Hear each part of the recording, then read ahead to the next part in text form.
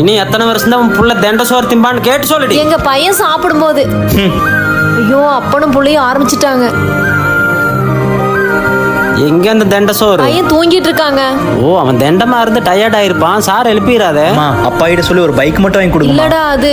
அடே வாப்பா. அங்கிள் நான் வேலைக்கு போன முதல் மாசம் சம்பளத்துல புதுசா பைக் வாங்கியிருக்கேன். அப்படியா? நீ தாண்டா பையன். டேய் அங்க என்னடா பண்றதுக்கு வந்து சாக்லேட் எடுத்துக்கோ. அட அவங்க அப்பா சொத்தை எப்படி அழிக்கிறதுன்னு பிஸியா டிஸ்கஸ் பண்ணிட்டு இருக்காப்பா. அவருக்கு இவ்வளவு தூரம் வர்றதுக்கெல்லாம் டைம் இல்ல. சாருக்கு நானே சாக்லேட் கொடுத்துட்றப்பா. இந்த ஆள் என்ன அசிங்கப்படுத்ததே வேலையை வச்சிருக்காரு. பெரிய ஆகுது. சீக்கிரம் ஒரு நாள் நானும் நல்ல வேலைக்கு போவேன். அம்மா எனக்கு நல்ல இடத்துல வேலை கிடைச்சிருச்சு, சாக்லேட் எடுத்துக்கங்க. சூப்பர்ரா மகனே. அம்மா என் சம்பளத்துல பைக் வாங்கியிருக்கேன், அப்பங்காசுல இல்ல.